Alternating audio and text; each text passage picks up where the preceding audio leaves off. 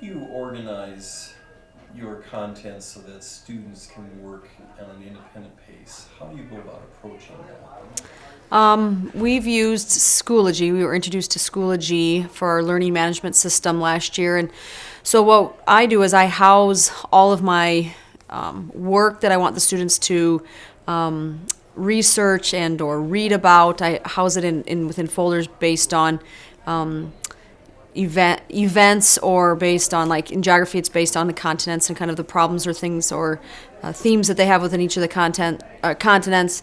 In world history and U.S. history we go with time periods, and so what are the big events within time periods, and so they can print off at any point when they want their materials. They can download the book. It's on online. They can take the book home with them too. I have extra books in the classroom. And so that they can work at the pace that they want to at any time. And I don't have anything that's ever locked, so they don't get stuck at any point or need me to unlock anything. The only thing that they have to wait for is I do still do more of the traditional paper pencil tests or assessments, and so they do have to wait for me on that. What I'd like to look at changing would be looking at more alternatives for a project, instead of necessarily just always a test. What have you learned, and what can we do with a project that we can assess your learning and what you've gained from the unit or the chapter, kind of how you want to call it. Right. How has your thinking about assessment changed through this process? How you said you're kind of transitioning from the more traditional paper oriented to Well, after taking the course that I took, motivating the student through TIE, and my brother works for New Tech High, and they're a project-based high school.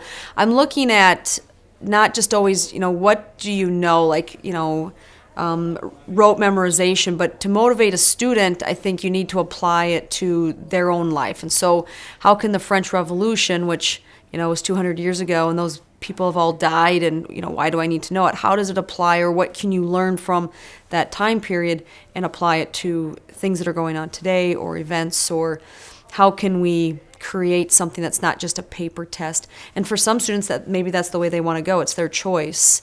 But I'd like to look at more of a project-based. And so this week when we went to the Thai convention, New Tech High talked about the civil rights movement, and so their project they have to create is they have to create a memorial based on a person or a thing that they want to memorialize. And so what civil rights, what I can't think of the word they use, the civil rights. I'm not going to think of it at all, but how to memorialize that particular right that should be carried on.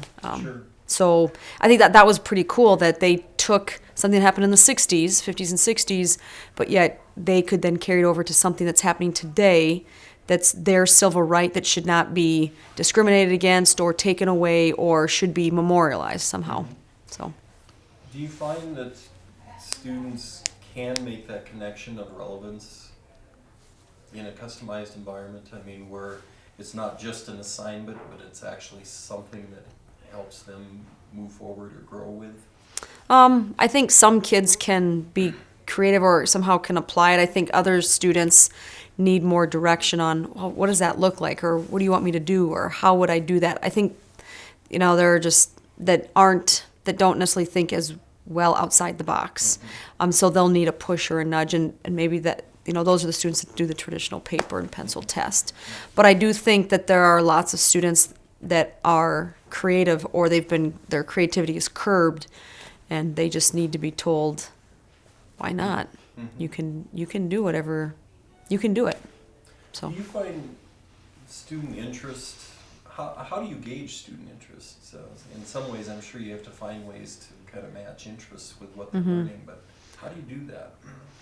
I don't think I do a good enough job right now in what their interest is, but I know that there are a handful of students that really like the social studies, and so I find them, all of us, we can see their computers, and so I can see that they're on like CNN, or they'll come up and go, hey, did you know about this?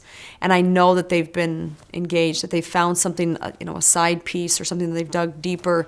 I had one student, we were learning about World War I, and so he decided to go into the trench warfare, but go farther into tunnel warfare, and how the Germans and the French British were trying to dig tunnels into the other person's trench, and that they found these bombs and grenades that have been duds or that have been there for 70 years, and these farmers are now finding these things. And so he took an interest in that, and he spent a whole extra day just reading, and then he found the video clip on History Channel for me, and so that's more where I gauge it. I know I don't do enough to find out what all of my students, if they come to me with extra pieces. Sure. Do you find in the customized environment you have more of an opportunity for those kinds of Yeah. conversations? I mean, what does it look like when you're working with students?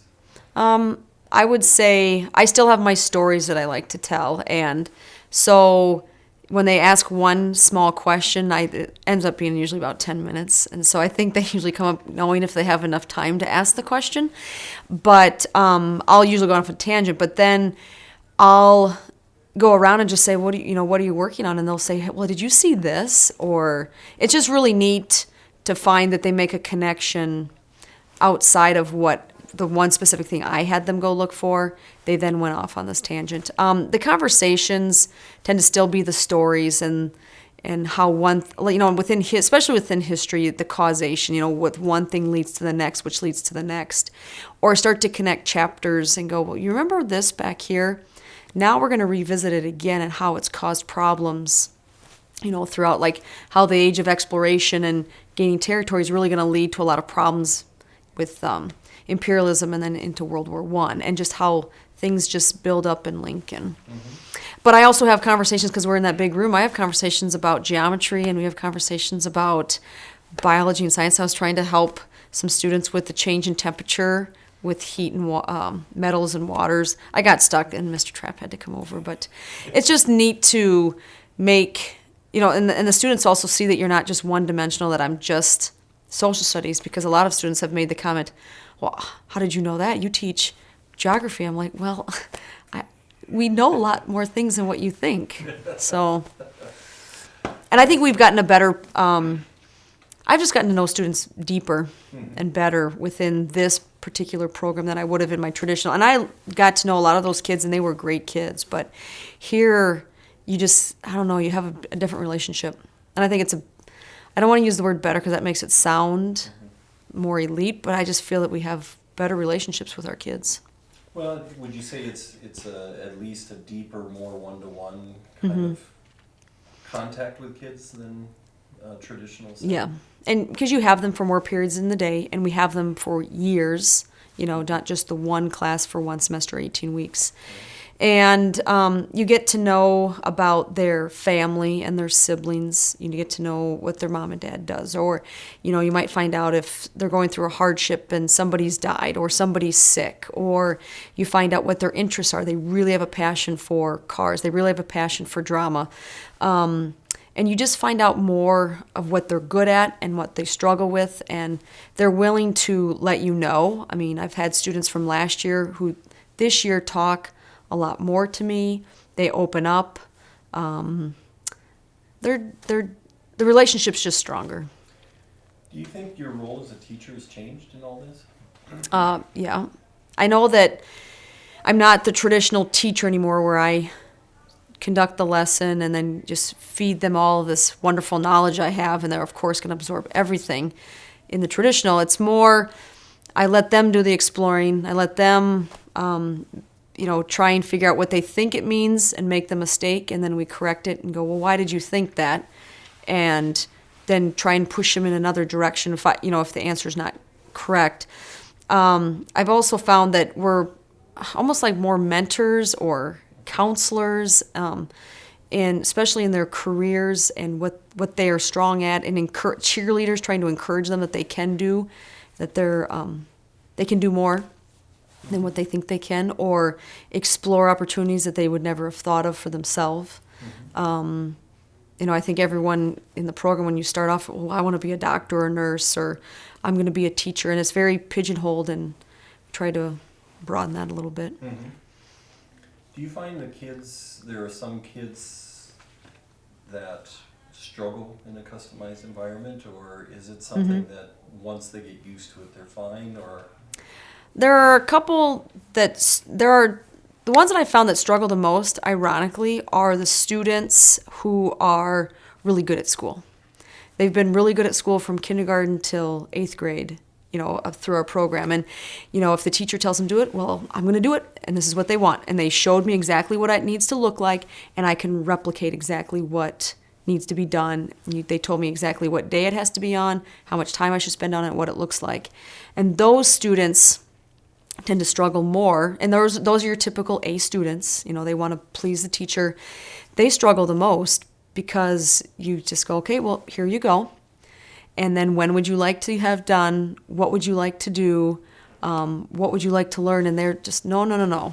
You need to tell me what to do. And we're asking them, well, tell us what you want to do. And they struggle. And so, we've had a handful of kids leave the program, and they're the students that want to be told what to do. They need something very, very structured. Sometimes you hear people, I think their perceptions are that this is best for the good kids, Mm-hmm. but it's going to be a disaster for the lower academic kids. Do you see that at all? Or? No, I think the environment that works, or this environment, the personality traits that work best in this environment are the students that are the ones that flourish. They have to have some perseverance, and they're definitely willing to take a hit on their ego or their pride. And, if they make a mistake, they're like, all right, I need to figure this out. And those tend to persevere better. But I think that's something that you can be learned, those are both personality traits that I think you can develop to be much stronger. For example, we have a student that you wouldn't have said that they're not tag or talented and gifted. They're not the top of their class, but this young man, he keeps working. He keeps plugging away. He's not fast. He's not speeding through anything. He's what you'd consider just on pace, but he just keeps working and he keeps working, and he loves the environment. And he just is a workhorse. I don't know how else to. And he talks with us, and I think it's just a very comfortable environment for him. So what is it about this kind of system that motivates a student like that? What is it that they get here that they wouldn't get in a traditional classroom? Even it sounds, we have a classroom of 70 kids, so it sounds like you'd have less one-on-one time with the teacher. But I think really it's the more attention paid to them, and the positive feedback that they are constantly getting. Or when they get stuck with a question, it's the immediate feedback or help, or the the immediate, okay, where do I need to go? In where you're traditional and you all were at the same place, students might get stuck, and you didn't necessarily get to everybody exactly when they needed it. Or that's what it seems. It seems like there's just more attention put on. They get more one-on-one time with you.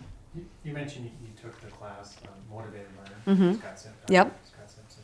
So are you seeing some evidence of the intrinsic learning happening with the students? Well, what I find is when they can choose to do what they, if there's choices within there, and they can take ownership of how they present something or how they publish something, they tend to take more pride in it, and then they put a little more effort into it, knowing that each time they're always putting their best foot forward versus, I'm just going to throw out this, and if I get to redo it, I can. I have found that students tend to be a bit more motivated, when it's on them, and they also we've had parents that have bought into, well, it's my student, my child is the one that needs to get this done. It's not, and so the motivation then there's a little bit, and I know it sounds, but that intrinsic, with the parent behind them, they know like, oh well, I might need to get this done if I want mom and dad to be happy. But I've just found when they have a choice and they get to choose, it's on them, and they take ownership of themselves better, because they really can't come back and blame the teacher for not helping them or getting behind, or a lot of those the blame game has to be put back on them, and I think they take ownership of that. I want to be cognizant of time. Oh, yeah, well, about a minute. I just have to head over and check out the... Well, when you look at, the traditional teaching and now switching to this, Are there certain aspects of traditional teaching you still bring along with you, or is it a complete transition for you and it's... Well, the things that I've kept for traditional would be I still make them read the content out of the textbook and take notes, and I still do the paper tests are still what I've taken, the information that I've gotten. The things that I've changed are I've had a harder time letting go of control of when I see them making the mistake right away. You know, I think usually would correct whatever it was, and now it's kind of like, well, we'll just let that go, and then when they get it back, then we'll sit down and have the discussion of where that thought process. I mean, I want them to think on their own to try and figure out a conclusion or a reason, but yet fix it when I know that it's not correct, but let them go through that process and figure out what they were thinking. I've got one young lady in U.S. history that's really struggling with political cartoons. She can't really get meanings out of the imagery and what literally is happening and what figuratively is happening. So we're working through that, and so I'm letting her turn it all in, and then we sit down and we discuss the imagery and the message at the bottom, and then of course the time event, like what is going on.